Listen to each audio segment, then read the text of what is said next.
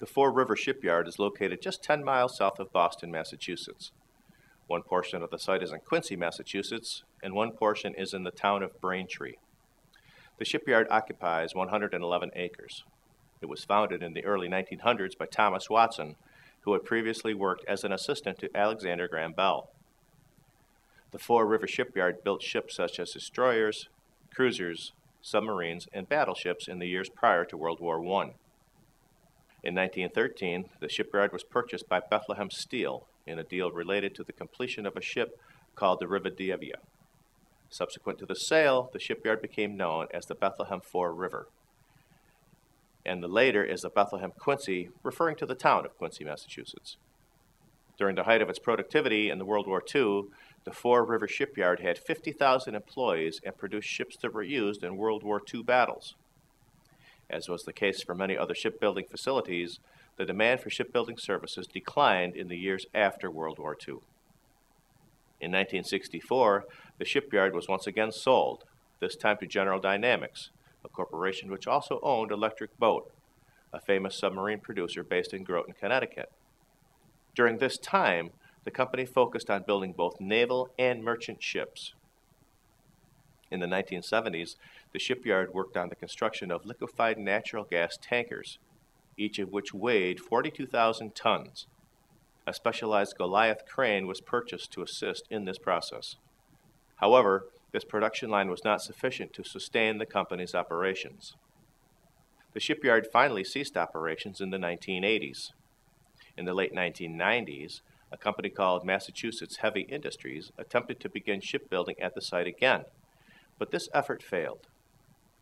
When the Fore River Shipyard was put up for auction by the Maritime Administration, it was purchased by an auto dealer and entrepreneur named Dan Quirk. Mr. Quirk is currently funding the Fore River Shipyard redevelopment project. The redevelopment of industrial sites, or brownfields, is becoming increasingly common. As an initial phase of this long-term redevelopment project, an environmental assessment was conducted to determine environmental risks at the site.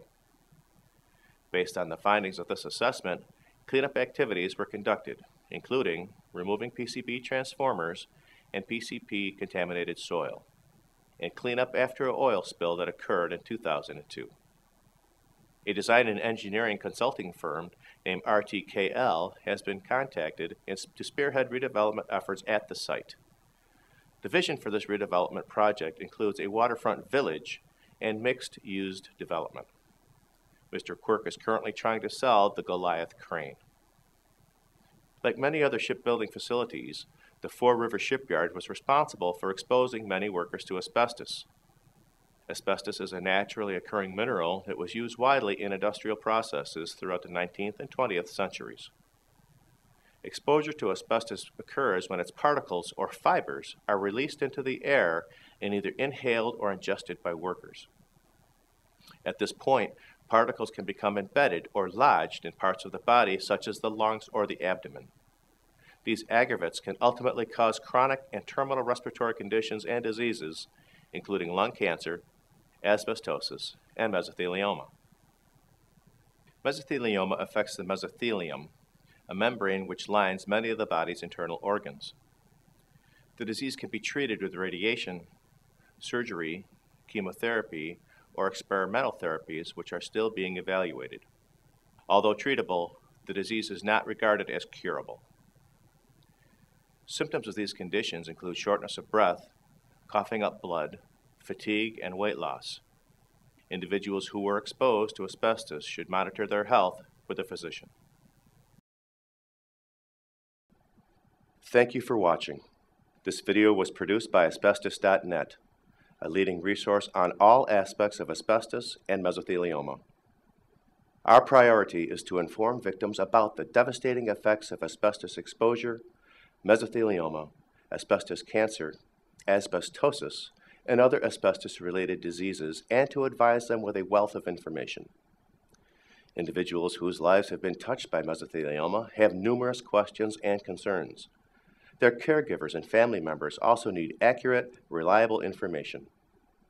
If you or a loved one have been diagnosed with mesothelioma or asbestos cancer and need more information, we invite you to visit and explore the thousands of pages of oncologist-reviewed material on Asbestos.net, to call our convenient toll-free number shown below and speak with a mesothelioma specialist, or to use the simple contact form found at Asbestos.net to request a free copy of our informative books, custom inserts, and DVD. Asbestos.net. Information and help for patients and families.